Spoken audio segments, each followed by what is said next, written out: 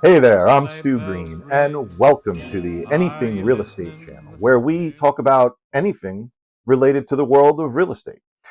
Since we're in the holiday season, we thought it would be a good idea to address the red elephant in the room, our man Chris Kringle and his wonderful wife, Mary Gertrude Carroll, or as we affectionately know them, Mr. and Mrs.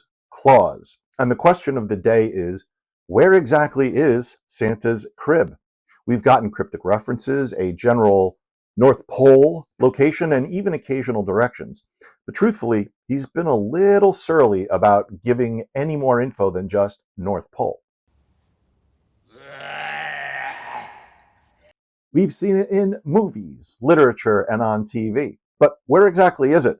And what type of house do the Clauses rock? We know how they dress, but does their taste in architecture match how we think they must live? Let's go on a quick trip together and see if we can uncover exactly where Santa and the Misses live in this special holiday episode of Anything Real Estate, The House of Kringle.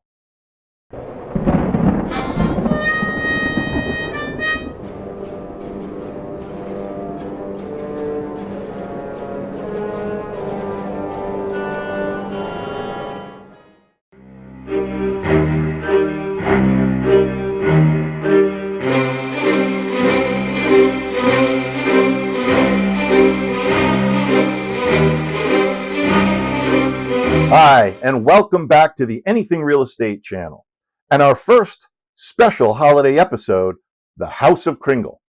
We're going to take a look at Santa's abode from a real estate perspective. So, where do we start? Well, I think we first need to understand the land that Mr. Claus came from before we start talking about the potential location of his home and workshop, since most of the directions we've gotten are not exactly specific to identifiable landmarks of today.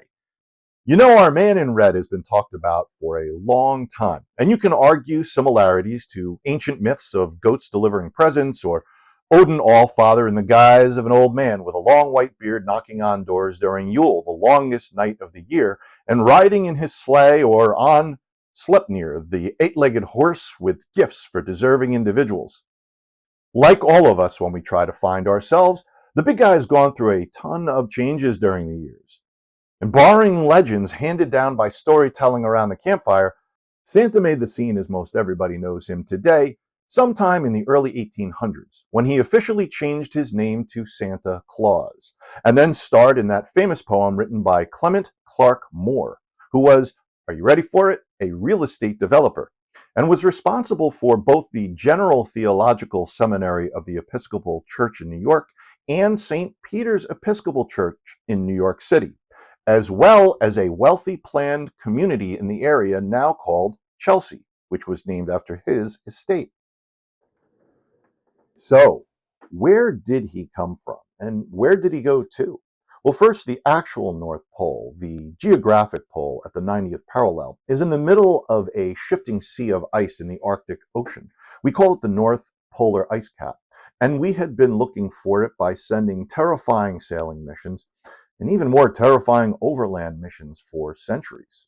We finally got visual proof by aircraft in 1926, though there's still debate whether it was Byrd and Josephine Ford or Amundsen and the Norge.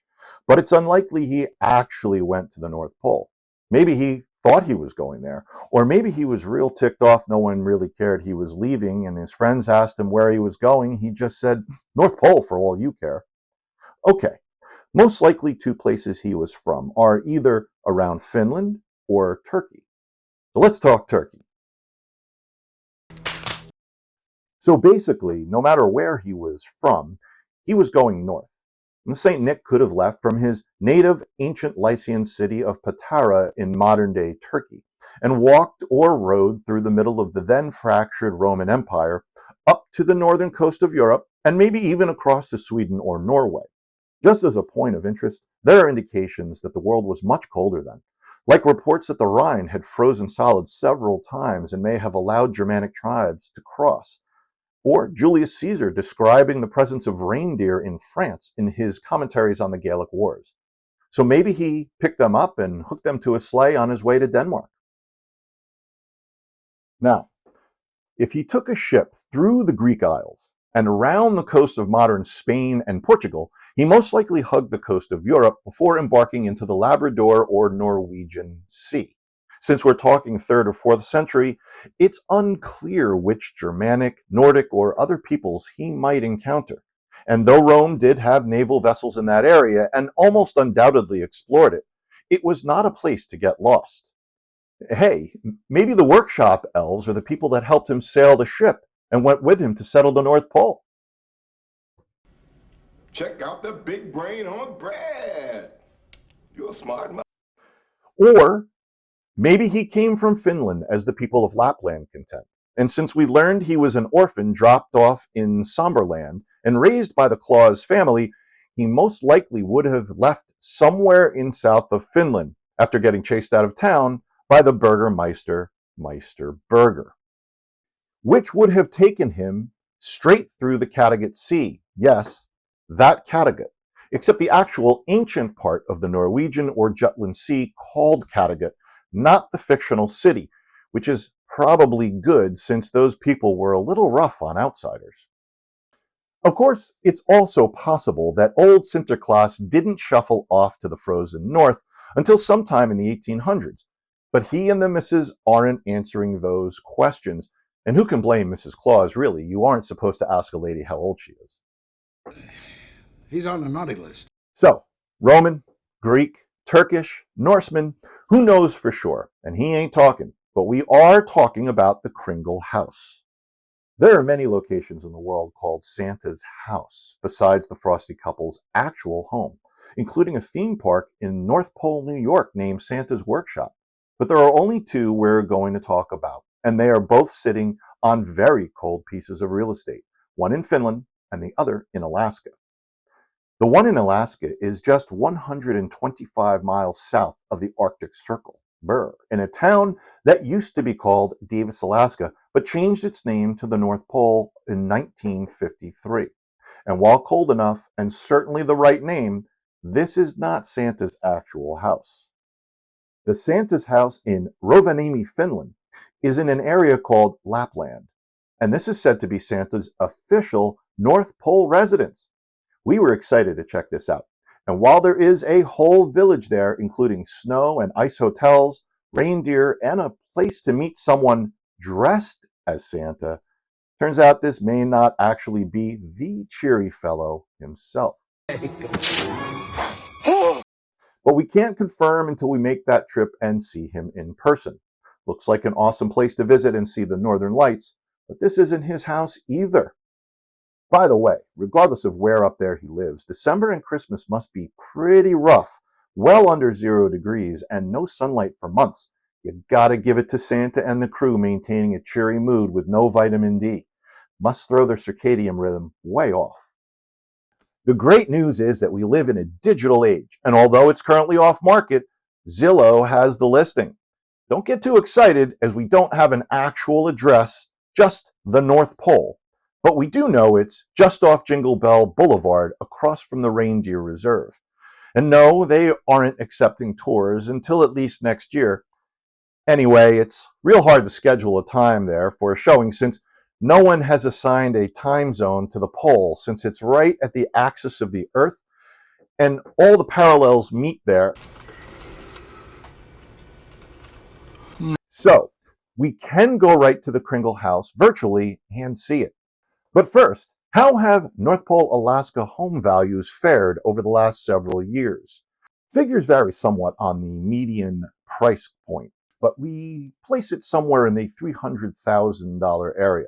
And similar size lots can be listed at over $1 million depending on location.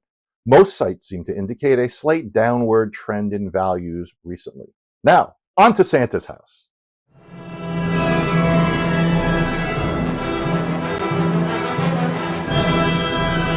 The beautiful log cabin sits on 25 acres just south of Candy Cane Creek, and you walk up the custom cobblestone heated driveway and walkway, designed so you never have to shovel as you move in between the toy shop and reindeer stable.